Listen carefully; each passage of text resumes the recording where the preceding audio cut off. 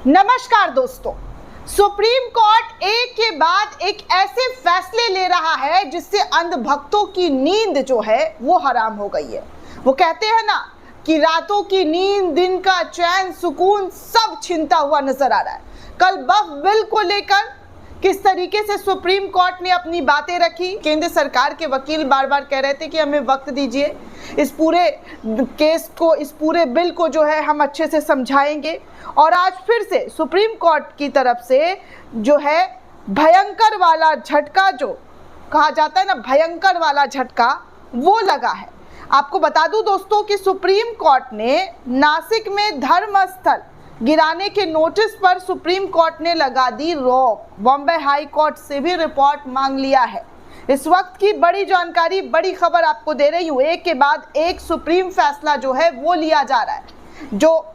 जो तस्वीरें इस देश में देखने सुनने को मिलता है कि अक्सर धार्मिक स्थलों को निशाना बनाया जाता है, खासकर मुस्लिम समुदायों का जो धार्मिक स्थल है उस पर कुछ लोगों की इतनी नजर है कि हर जगह पर या तो मंदिर ढूंढने की कोशिश की जाती है या तो उसे इनलीगल बताया जाता है। अब एक ऐसा ही मामला नासिक से सामने आया जहां पर सुप्रीम कोर्ट में धार्मिक स्थल को गिराने से साफ तौर पर रोक लगा दिया है। आपको बता दूं दोस्तों कि नगर निगम ने 15-16 अप्रैल की रात को शहर के काठे गली इलाका में स्थित अनधिकृत सतपीर बाबा दरगाह को हटा दिया था।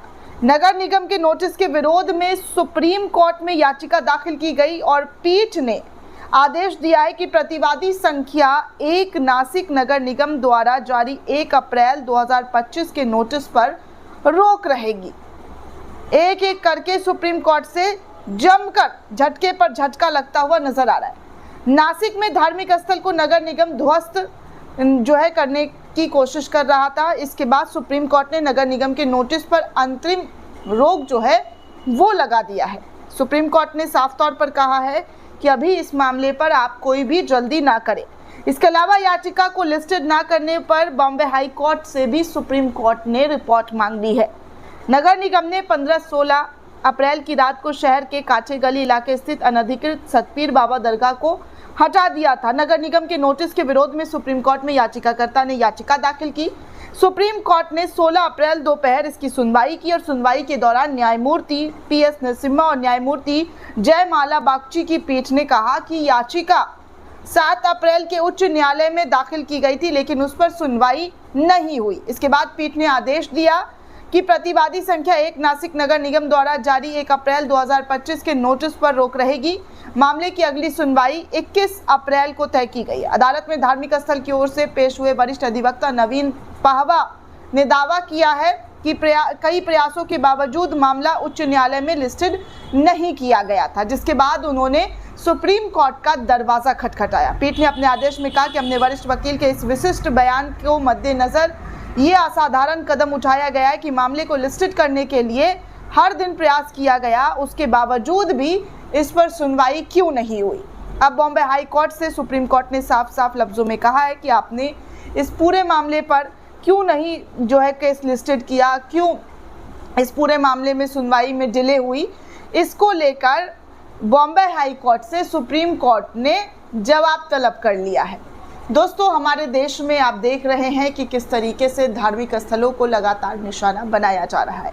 ऐसा कोई दिन नहीं है जब इस तरीके की खबर निकलकर सामने ना आ रही हो। हर रोज़, जी हाँ, सोशल मीडिया अगर आप देखेंगे, अगर यूज़ करते होंगे तो आपको पता चलेगा कि फलाने जगह मस्जिद के पास इनलीगल बताकर मंदिर ढूंढने की कोशिश की जा रही है। ऐसे तो बहुत सारे मुकदमा निचली अदालत में भी और हाई कोर्ट में भी, सुप्रीम कोर्ट में भी दाखिल है और कई सारे मामले पर सुनवाई भी हुई है और इसके लिए अगली तारीख भी पड़ी है।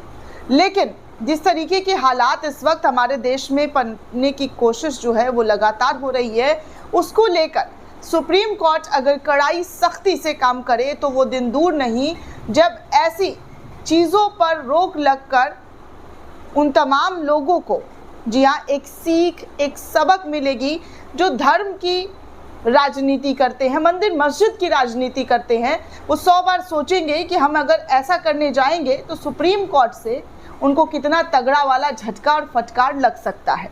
दोस्तों, इस पूरे रिपोर्ट को लेकर आप क्या सोचते हैं, आपकी क्या प्रतिक्रिया है, हमें कमेंट करके ज़रूर बताइएगा।